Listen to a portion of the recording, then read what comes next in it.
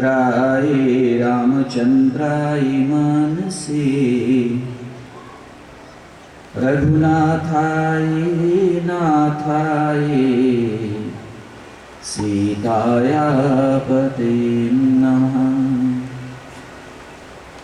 अतुलितबलधामं हेमशैलावदेहं तर्जवनकृशानं ज्ञानिनामग्रगण्यं सकलगुणनिधानं वानराणामधीशं रघुपतिप्रियभक्तं वातजातं नमामि। मनोजवं मारुततुल्यवेगं जितेन्द्रियं बुद्धिमतां वरिष्ठं वातात्मजं वानरयूथमुख्यं श्रीरामदूतं शरणं प्रपद्ये। श्रीरामदूतं शरणं प्रपद्ये। श्रीरामदूतं शरणं प्रपद्ये। वंशीविभूषितकरान्नवनीरदाभात् पीताम्बरादरुणबिम्बफलाधरोष्ठात् पूर्णेन्दुसुन्दरमुखादरविन्दनेत्रात् कृष्णात् परं किमपि तत्त्वमहं न जाने। कृष्णात् परं किमपि तत्त्वमहं न जाने। कृष्णात् परं किमपि तत्त्वमहं न जाने।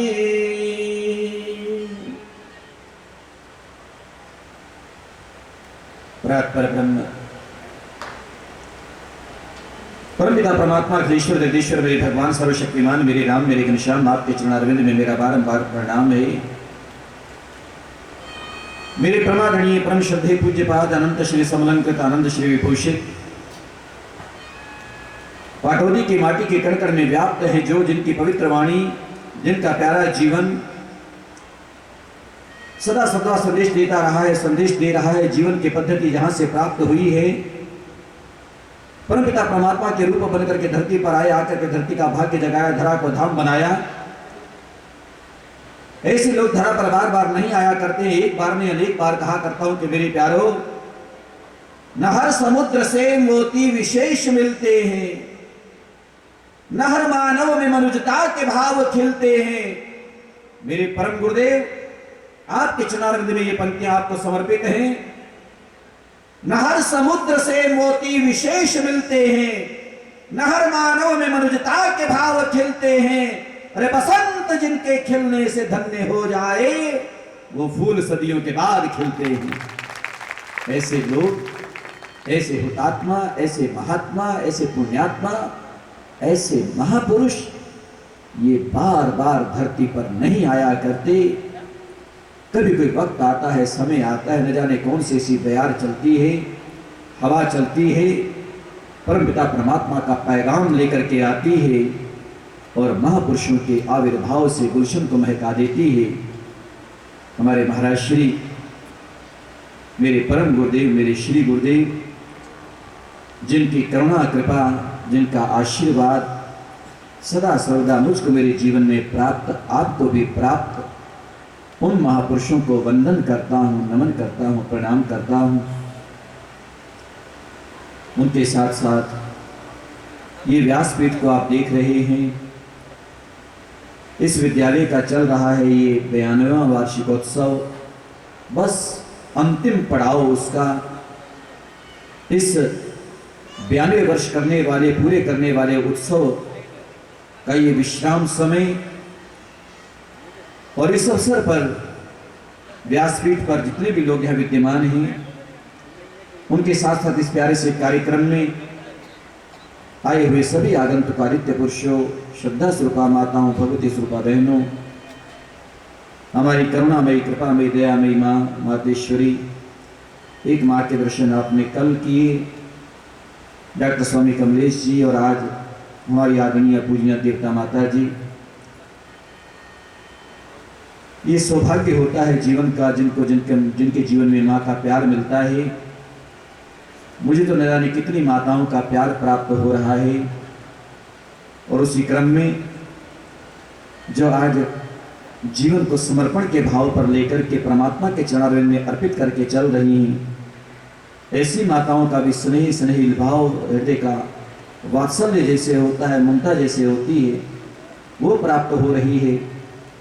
हमारी देवता माता जी भी यहाँ पर हैं, हमारे आदरणीय निर्मोही जी, श्रीमान श्री वैरागी जी, और मेरे बहुत ही प्रिय महेश जी, ये दीक्षित लोग भी हैं। हमारे आदरणीय श्रीमान श्री सुरेंद्र सिंह यादव मंच का संचालन कर रहे हैं, और इधर महापुरुष सब बैठे हुए हैं। और ख़ास तौर पर आज की सभा के जो सभापति हैं, समर्पित हैं, भक्त हैं, हमारे आश्रम को ही जीवन न्यौछावर किया हुआ है, श्री रमेश ग्रोवर जी, वो यहाँ पर हैं।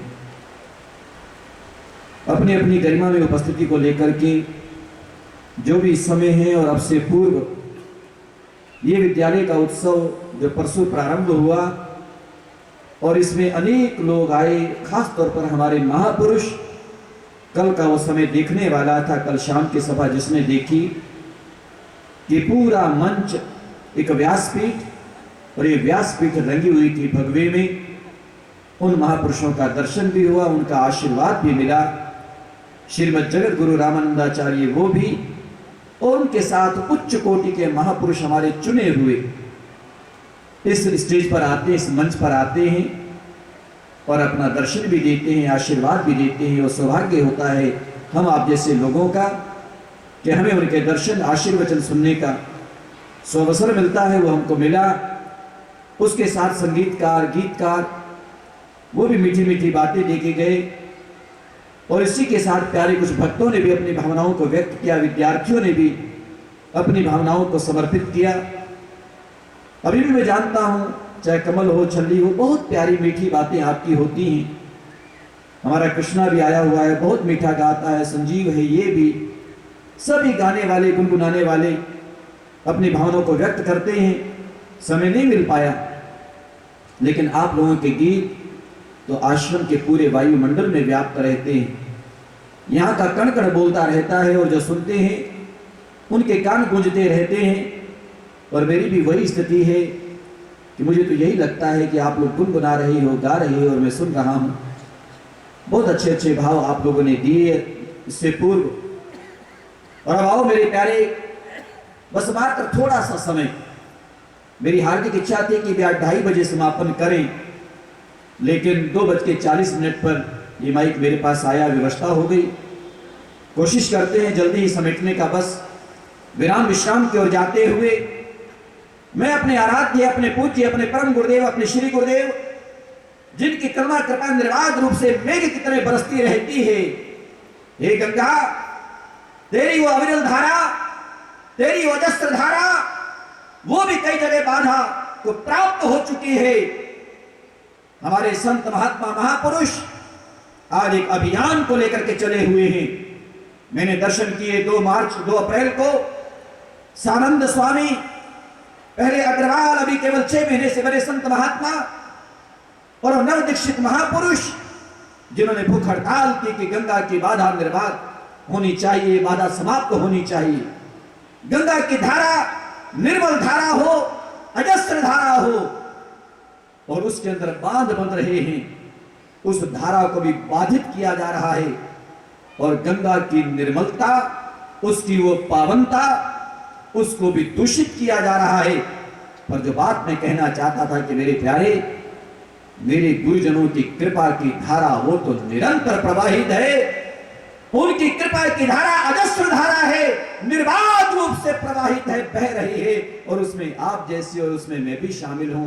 आकंठ आप प्लावित हो, स्नान करने का सौभाग्य प्राप्त हो रहा है। मैं तो उसमें पूरा कंठ तक नहीं, सिर की चोट तक डूब करके स्नान करता हूं, वो आनंद मुझे प्राप्त हो रहा है। उस धारा में आप लोगों को भी नहाने का यदा कदा यहाँ आकर के मौका मिलता है। बाकी आपकी भावनाएं उनके चरणारविंद से जुड़ी हुई हैं, जहां भी आप रहते हैं, क्योंकि मन चंगा तो कठौती में गंगा।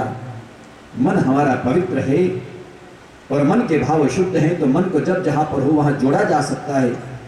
और मन के तार ही हैं जो परमपिता परमात्मा के हृदय को भी कई बार झकझोर के दे दिया करते हैं। कल भी आपने महापुरुषों से सुना विवेक और दिल की बात, वो भी दिल की बात कह रहे थे कि दिल किसको देना होता है, विवेक या बुद्धि किसको देनी होती है। वो आपका मन, आपका दिल जो परमपिता परमात्मा को आपने दिया, उसी मन का संबंध, दिल का संबंध दिलदार से जुड़ता है, परमात्मा से जुड़ता है। वही हमारे जीवन का सच्चा साथी, और उसका आशीर्वाद, उसकी नजर इनायत, उसकी कृपा दृष्टि हमको हमारे जीवन में प्राप्त होती है। पर इस आश्रम में जब आते हैं तो आश्रम का तो बड़ा प्यारा, सुंदर, पवित्र वातावरण, क्योंकि जहां नित्य निरंतर वेद ध्वनि गुंजायमान होती है, परमात्मा का कीर्तन संकीर्तन भजन उपासना वंदना होती है, उसकी आराधना होती है, मंदिर में गीत गाए जाते हैं, वेद मंत्र पढ़े जाते हैं, आरती उपासना करते हैं, आराधना होती है, शंख घंटे बजते हैं, झंडे लहराते हैं, तो मेरे प्यारे स्वाभाविक है कि वहां का तो कण कण फिर पुनीत पवित्र हो जाता है, वहां का सारा वायुमंडल पवित्र हो जाता है, क्योंकि परमाणुओं का अपना एक प्रभाव हुआ करता है। आज मैं कह भी देना चाहता हूं आप लोगों से कि कोई माने या ना माने, पर आज इस बात को सुनकर के आपको लगेगा कि हाँ ये हो सकता है और हमें मानना ही होगा। परमाणुओं का अपना प्रभाव होता है। शुद्ध परमाणुओं के वातावरण में जब हम जाते हैं तो वो वहां के परमाणु हमारे जीवन में अपना प्रभाव छोड़ते हैं, निश्चित रूप से छोड़ते हैं। इस बात को आपको स्वीकार करना पड़ेगा। एक छोटी सी बात को ध्यान में रखते हुए आपको मानना पड़ेगा कि जब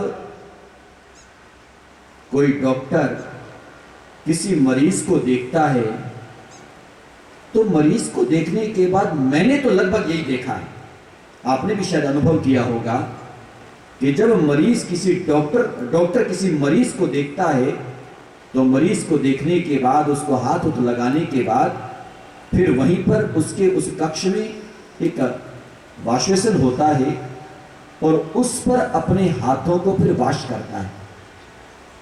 उसने अपने हाथ लगाए मरीज को हाथ लगाने के बाद उसको अपने हाथ धोने पड़े।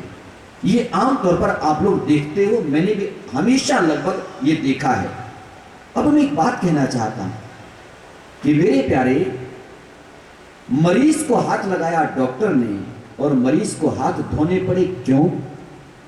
इसीलिए ना, अब तक ध्यान न दिया होगा तो अब ये बात बिल्कुल समझ में आ जाएगी कि हाँ वास्तविकता तो ये है। इसीलिए कि ये मरीज है, इसके जीवन में, इसके शरीर में, इसकी काया में रोग है, और रोग युक्त काया को जब हाथ लगाया जाता है तो उस काया के रोगों के परमाणु जिसने हाथ लगाया उस पर अपना प्रभाव डालते हैं, उस पर अपना प्रभाव छोड़ते हैं। फिर वो हस्त का प्रक्षालन करता है ताकि उनसे बचा जा सके। मेरे प्यारे, कि जब केवल हाथ लगाने से डॉक्टर को भी वो परमाणु प्रभावित कर सकते हैं, इसका मतलब है कि परमाणुओं के अंदर उसका अपना प्रभाव होता है। जब डॉक्टर एक रोगी के उन परमाणुओं से प्रभावित हो सकता है, यानी रोगी के परमाणु प्रभावित कर सकते हैं, तो किसी संत महात्मा के परमाणु भी क्यों नहीं प्रभावित करते होंगे, वो भी अपना प्रभाव छोड़ते होंगे। कोई कथा कीर्तन संकीर्तन वातावरण शुद्ध, वेद मंडल, वेद मंत्र शुद्ध, ये मंदिर का आंगन प्रांगण, भगवान की आरती वंदना पूजा, शंख घड़ियाल, उनकी ध्वनि, क्या ये अपना प्रभाव नहीं छोड़ती होगी? क्या इनके परमाणुओं में दम नहीं है? क्या इनके परमाणुओं को प्रभाव नहीं होता? निश्चित रूप से होता है। इसलिए मेरे प्यारे, हमारे संतों ने, ग्रंथों ने बार बार कहा, एक घड़ी आधी घड़ी आधी से बुनियाद। मेरे प्यारे, वक्त निकाला कर कुछ ऐसा, समय निकाला कर कुछ ऐसा कि आया कर पवित्र वातावरण में, सुंदर तीर्थ स्थान स्नान किया कर गंगा में, पवित्र शुद्ध परमाणुओं में जाया कर, और उन परमाणुओं का प्रभाव तू चाहे वहां कुछ भी न करे, लेकिन परमाणुओं का प्रभाव तुझ पर स्वतः अपने आप पड़ेगा। इसलिए पवित्र वातावरण में कुछ समय के लिए हमको जरूर जाना चाहिए।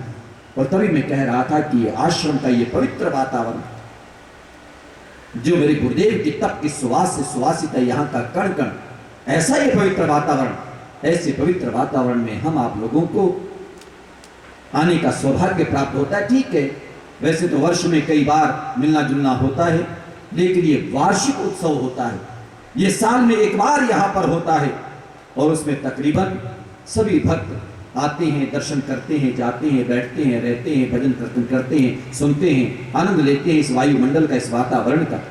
ये मैं मानता हूं इस बात को कि केवल मात्र वो इसलिए भी नहीं आते कि हमने सत्संग सुनना है, केवल मात्र वो इसलिए भी नहीं आते कि हमने पटौदी जाना है, केवल मात्र वो इसलिए भी नहीं आते कि संतों के दर्शन करने हैं, केवल मात्र वो इसलिए नहीं आते कि रिश्तेदारों से मिलना है। ये सारी चीजें होती हैं, रिश्ते नाते के लोग भी मिलेंगे, संतों के दर्शन भी होंगे, पटौदी के दर्शन भी होंगे, आश्रम का वातावरण भी मिलेगा, गुरुदेव की समाधि के दर्शन भी होंगे। ये सारी चीजें मिल जाती हैं, केवल एक चीज को लेकर के वो नहीं आते। सबका समुच्चय एक साथ, एक में अनेक कार्यों की सिद्धि यहां पर हो जाती है केवल पटौदी आने से। तो इसलिए पटौदी वर्ष में एक बार हर वक्त प्रयास करता है कि मैं वहां पर जाऊं। आप लोग अपनी श्रद्धा को लेकर के, आस्था को लेकर के, भक्ति और भाव को लेकर के यहां पर आए। आप लोग आए और कुछ लोग चले भी गए हैं और आप विश्राम की ओर जा रहा है उत्सव, आप लोगों ने भी जाना है। अब जाना है तो जाते जाते मेरे प्यारों एक दो संदेश अब जरूर लेके जाना। मैं आप लोगों से निवेदन करूंगा, आग्रह पूर्वक कहूंगा, एक तो एक दूसरे से प्रेम किया करो, अपने हृदय में स्नेहिल भावों को स्थापित करो। आपका हृदय जहां भगवान का मंदिर हो, यहां पर प्रेम का साम्राज्य होना चाहिए। स्नेहिल भाव को छोड़ करके और कोई ऐसा कुत्सित भाव इस जीवन में प्रवेश न करने पाए। अपने मन को, अपने दिल को एक तो प्रभु का मंदिर बनाओ। मैंने पहले एक बार कहा था कि मैंने कहा मेरे प्यारे, अयोध्या में मंदिर तो जब चाहोगे बन जाएगा, लेकिन उससे पहले हमारा दिल, हमारा मन ये भगवान का मंदिर बन जाना चाहिए।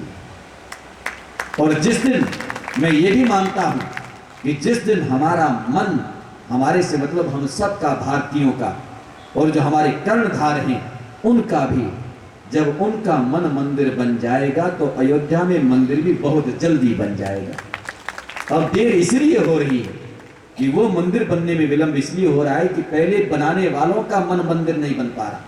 बनाना जो चाहते हैं उनका मन तो मंदिर है, लेकिन जिन्होंने बनाने की परमिशन देनी है उनका मन भी मंदिर बने। तो इसलिए आवश्यकता इस बात की है कि हमारा मन भगवान का मंदिर बने। और मंदिर क्या होता है कि जहाँ भगवान का निवास होता है, भगवान की मूर्त होती है, भगवान की छवि होती है, उसी को भगवान का मंदिर कहते हैं। तो मेरे प्यारे, में आप सब लोगों से कहना चाहूंगा कि वैसे तो ये ईंट रोड़े पत्थर मकान उसी के बनते हैं, क्योंकि ईंट है, रोड़ा है, पत्थर है, मकान है, गारा है, चूना है, प्लस्तर है, पत्थर है, सब वो सब मिले और एक भवन बन गया। केवल वो मकान कहलाता है।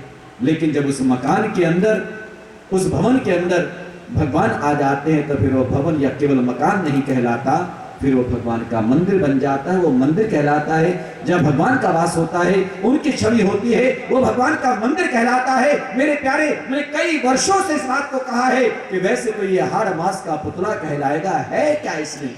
रुद्र है, मज्जा है, मांस है, रक्त है, यही ना, ये सारे इसका सब इसके अंदर भरे हुए। और हमारे ऊपर जो ये झिल्ली लगी हुई है, कोई अपने तन बदन का कितना गुमान करे, और कहना चाहूंगा कभी इसका गुमान करना नहीं। ये रंग ढलती छाया की तरह ढल जाता है। और वैसे इसके ऊपर एक बहुत पतली झिल्ली है, बहुत पतली। न जाने परमात्मा ने कैसी ये रचना की है, अद्भुत रचना है उसकी। और जरा सी वो झिल्ली हटा के देखो, फिर अपनी शक्ल देखो, इसकी रंगत देखो, जरा सा चेहरा, जब कई आग लगती है और फिर वहां पर शरीर की क्या स्थिति होती है, काया की क्या स्थिति होती है। परमात्मा ने कृपा करके हमको ये तन बदन दिया, ये सुंदर सी काया परमात्मा ने बख्शी है। और ये काया, ये शरीर, इस शरीर के अंदर अगर आकर के परमात्मा का वास हो जाता है, उसको जगह देते हुए ईश्वर सर्वभूतानां हृदयेषु अर्जुन तिष्ठति भ्राम्यन् सर्वभूतानि यंत्रारूढ़ानि मायया। अगर परमपिता परमात्मा का वास निवास हमारे द्वारा इसमें स्थापित हो जाता है, दिया जाता है, तो फिर यही चलता फिरता भगवान का मंदिर बन जाता है। अपनी काया को, अपने जीवन को परमपिता परमात्मा का मंदिर बनाओ। एक ये प्रयास आपके द्वारा हो। और अगर हमारे जीवन में कोई विकृतियां हैं, कोई विकार है, मेरे प्यारे, बार बार कहता हूं, और आज खास तौर पर क्योंकि अब यहां से आप जाएंगे, तो अब यहां से जाओ तो आप लोगों से कह दो जाते जाते कि जाना मेरे प्यारे, न नोट मांगेंगे न वोट मांगेंगे, अब अपनी खोट जरूर दे के जाना। कोई आपके जीवन की विकृति हो, आपका विकार हो, तो मेरे प्यारों वो विकार हमारी झोली में डाल के जाना। ये हमारी चादर बहुत बड़ी है। आपकी विकृतियां, आपके विकार और आपके मन की अशांति अगर है, क्योंकि अपने पास तो मेरे प्यारों शांति का साम्राज्य है, शांति का सागर, मेरे ठाकुर की कृपा, मेरे गुरुदेव की कृपा, उसके सिवा कुछ है ही नहीं। सदा मस्ती में जीवन रहता है। मैं वैरागी जी की लाइन को भूलता नहीं कभी। भोले मुसाफिर मस्ती में आकर, कभी तो कहा कर मेरे राम आजा, मेरे श्याम आजा। भोले मुसाफिर, हो तो सारे मुसाफिर, मस्ती में आकर कभी तो कहा कर, कहो ना कभी, कभी तो कहना चाहिए ना हमको, हे मेरे राम आजा, मेरे दिल में आजा, मेरे दिल में समा जा, हे मेरे श्याम आजा। कभी उसको बुलाया कर। कल महापुरुषों ने कहा कि आज अगर सास जाती है मंदिर में और बहू कहती है कि मां घर में मेहमान आने वाले हैं, आप कहां जा रही है? बेटी मैं मंदिर जा रही हूं। मां मेहमान आने वाले हैं। तो सास ने तुरंत कहा कि बेटी अभी गई और अभी आई। कल अगर ध्यान से आप लोगों ने सुना है महापुरुषों का प्रवचन, तो कल ही तो कह रहे कि बेटी अभी गई और अभी आई। बहू को तूने कह दिया अभी गई और अभी आई, मंदिर में अभी जा रही और अभी वापस आ रही। लेकिन उन्होंने कहा कभी तुमने भगवान के मंदिर में जाके भी कभी भगवान से कहा कि प्रभु मैं अपने घर अभी गई और अभी आई? वहां नहीं कहते। जिस घर में रहते हो हमेशा वहां तो ये 100 बार कहते, मंदिर में तो अभी गई और अभी आई, बस हाथ लगा आती। लेकिन मंदिर में आकर के शायद हमसे नहीं कहा जाता कि अभी गए और अभी आए। पर प्यारे, क्योंकि व्यवहारिक जीवन ज्यादा होता है।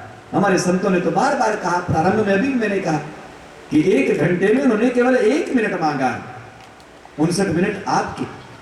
कल भी एक बच्चा मेरे पास आया, अंबाला का, हमारे सचदेवा हैं अपने अदलखा, वो आए तो बेटे ने कुछ दिया। मैंने कहा बेटा ऐसे करना, मैं अपने शिष्यों को सबसे कहता कि 100 रुपया कमाओ, 97.5 तो अपने पर लगाओ। जो आपकी बचत का, कमाई का 100 रुपया है, जो आपने देखा हिसाब लगाया कि 100 रुपया कमाओ। मैं बुजुर्गों से सुनता था पहले कभी कि 40वां हिस्सा हमें पुण्य कर्म में लगाना चाहिए। 100 रुपए कमाओ, 2.5 रुपए पुण्य में लगाओ, दान पुण्य में लगाओ, परोपकार में लगाओ, 97.5 तुम रख लो। तो अगले की ठीक है स्वामी जी, मैं अब हिसाब रखा करूंगा और 2.5 रुपए के हिसाब से यहां ले आया करूंगा। मैंने कहा नहीं बेटा, मैंने ये नहीं कहा कि यहां ले आया कर। कहीं भी परोपकार का काम होता हो मेरे प्यारे, आज मैं कह दूं, कोई ये ना समझना कि पटौदी में लगाओगे तो ही उपकार होगा। मेरे प्यारे, जहां आपका जी चाहे, जहां आपका मन चाहे, ये सारी धरती हमारी है, सारे लोग हमारे हैं। कोई भी दुखी हो, कोई भी पीड़ित हो, कोई भी आर्त हो, कोई भी कहीं का हो, अरे और तो और छोड़ो, वो इंसान चाहे ना हो, पशु हो या पक्षी हो, कीड़ा हो मकोड़ा हो, किसी की भी सेवा में तो लगा सकता है मेरे प्यारे। वहां लगाना, जहां लगा सकता है यहां लगाए, तो यहां भी वही काम। प्रयास किया करो। क्या होता है, 97.5 फिर भी तेरे पास है मेरे प्यारे, केवल 100 में 2.5, 40वां हिस्सा हमें उपकार परोपकार में लगाना चाहिए। ये हाथ हमारे परमात्मा ने हमको दिए हैं, उनसे पुण्य कमाना चाहिए, इनसे हमको लगाना चाहिए, दान देना चाहिए। हमारे जीवन में एक कमी सबसे बड़ी रहती है। आज मैं कहूं आप लोगों से कि देखो, जो अर्जन करते हैं हम लोग, अर्जन, और अर्जन के साथ अगर विसर्जन नहीं होगा तो दुर्गति के सिवा और कुछ नहीं है, याद रख लेना। आप कहोगे महाराज जी पूरी बात समझ में आई नहीं, अब समझा देता हूं आपको। इतनी सी बात, जरा सी 5 सेकंड की बात कह के इतनी ही बात समझ में आ जाएगी। खाना खाना जरूरी है, मानते हो ना इस बात को, कि शरीर के लिए भोजन जरूरी है, खाना खाना जरूरी है। पर उससे ज्यादा खाने के बाद पाखाना जाना जरूरी है। खाना तो खाया और खाने के बाद अगर पाखाना न गया तो फिर बताओ क्या होगा। खाना नहीं खाया काम चल जाएगा, हो सकता है 2 दिन 4 दिन शायद 10-20 महीना भी शायद जीवित रह जाएगा। अन्ना हजारे कितने दिन रहे मेरे प्यारे, खाना नहीं खाएंगे फिर भी कई दिन चल जाएगा। और अगर तूने डट के दब के खाना खा लिया तो 12 घंटे नहीं चल सकता। 24 घंटे की बात तो दूर की बात है। खाना खाना जरूरी है। फिर उसके बाद मेरे प्यारे अर्जन अगर जरूरी है तो अर्जन से ज्यादा विसर्जन जरूरी है। संग्रह अगर हम करते हैं, इकट्ठा अगर हम लोग करते हैं और इकट्ठा करने के बाद अगर हमने उसमें से लगाया नहीं, उसमें से जो हम खाते हैं, हमारी बॉडी हमारा शरीर जो इसको चाहिए वो उसमें से सारा रस वो ले लेता है, लेकिन उसके बाद बाकी चीज को विसर्जन में दे दिया जाता है। जो आप कमाते हो, जो रस है उसका 97.5 वो आपको मिल गया तो मात्र 2.5 रुपए मेरे प्यारे, 40वां हिस्सा वो तो विसर्जन में जाना चाहिए। और अगर वो भी विसर्जन में नहीं जाएगा तो सारा अर्जन ही खराब हो जाएगा। न जाने कितने रोग, फिर डॉक्टर के पास जाना पड़ता है कि रोग हो गया है, मेरा पेट ठीक नहीं है। पेट सारी बीमारियों की जड़ है, जड़। जिसका उदर ठीक नहीं है उसको कई बीमारियां पैदा हो जाती है। इसलिए पेट का जरूर ध्यान रखा करो, खाना खाया करो। और ये भी आज कह दूं, जब बात ये आ गई है, हालांकि कोई सोचा नहीं था, कोई विषय नहीं खाई, पर आ गई है बात, आ गई है तो अब आप लोगों से कह दूं, खाना खाया करो पर उतना खाया करो जितना आवश्यक हो, और हमें भी ज्यादा तंग न किया करो। भक्तों के जाते हैं कई बार बहुत तंग करते हैं, मैं बड़ा संकोच करता हूं, भैया जितना इच्छा होती है हम लोग ले लेते हैं।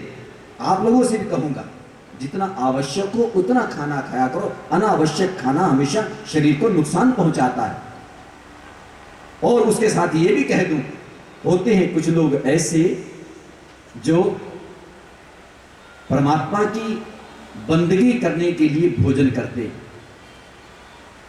परमात्मा का बंधन हो सके, उसकी पूजा हो सके, परमात्मा की बंदगी करने के लिए भोजन करते हैं।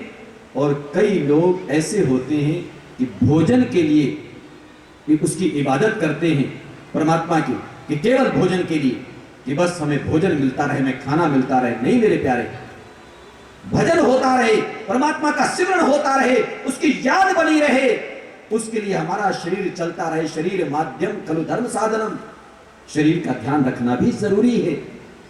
शरीर के साथ भी लापरवाही न बरतो तो ज्यादा अच्छा। जितना आवश्यक है ठीक है, वो लापरवाही कुछ हमारे से जरूर हो जाती है, वो भी शायद आप लोगों की वजह से, लेकिन फिर भी चलो कोई बात नहीं, आप लोगों का प्यार भी बहुत मिलता है। क्योंकि भगवान के भक्त शायद भगवान के सामने जब दरखास्त लगाते हैं, मेरा ये अनुभव भी हो चुका है, शायद उसका प्रभाव कहीं ज्यादा होता है। कई बार लोग कहते हैं स्वामी जी इतना सफर करते हो, कमाल है, हम तो एक बार जाते हैं हरिद्वार से दिल्ली और फिर 2 दिन आराम करते हैं, और आप 800 किलोमीटर रोज सफर कर लेते हो। ये जिंदगी का आनंद मैं समझता हूँ। अब देखो आज बैठा हूँ आपके बीच, 9 तारीख के सम्मेलन समाप्त होगा अभी, अब कल जम्मू में प्रवचन है, और कहाँ जम्मू आपके पीछे मेरे सामने, और परसों 11 तारीख को कानपुर में प्रवचन है। कहाँ जम्मू और कहाँ कानपुर, 11 को कानपुर में, 10 को जम्मू, 11 को कानपुर, 12 को फरीदाबाद, 13 को रेवाड़ी, 14 को हरिद्वार, 15 को पौड़ी गढ़वाल। शरीर चल रहा है और मैं महसूस करता, मुझे लगता है, मैं खुद सोचता हूं कि होता कैसे है, मुझे खुद आज तक समझ नहीं आया। हकीकत है, ये सच्चाई बता रहा हूं आपको, ये मेरे को नहीं पता कि सब कैसे होता है। बस पता है तो इतना पता है, या तो मेरे गुरुदेव की कृपा या फिर आप लोगों के हृदय का प्यारा सा भाव। आप लोग जो हो ना भक्त लोग, मेरे भक्तों की भगवान बहुत सुनते हैं, हमारी सुने ना सुने पर आपकी जरूर सुनता है। कि आपकी जो अंतर आत्मा है, जो अंतर आत्मा से प्यार करते हो ना, ये मेरी अंतर आत्मा जरूर इस बात को जानती है। बस ये मेरा मन जानता है, मेरा दिल जानता है कि कितना प्यार करते हो आप लोग, कितना दिल से प्यार करते हो। और धर्मदेव के पास भी मेरे प्यारे प्यार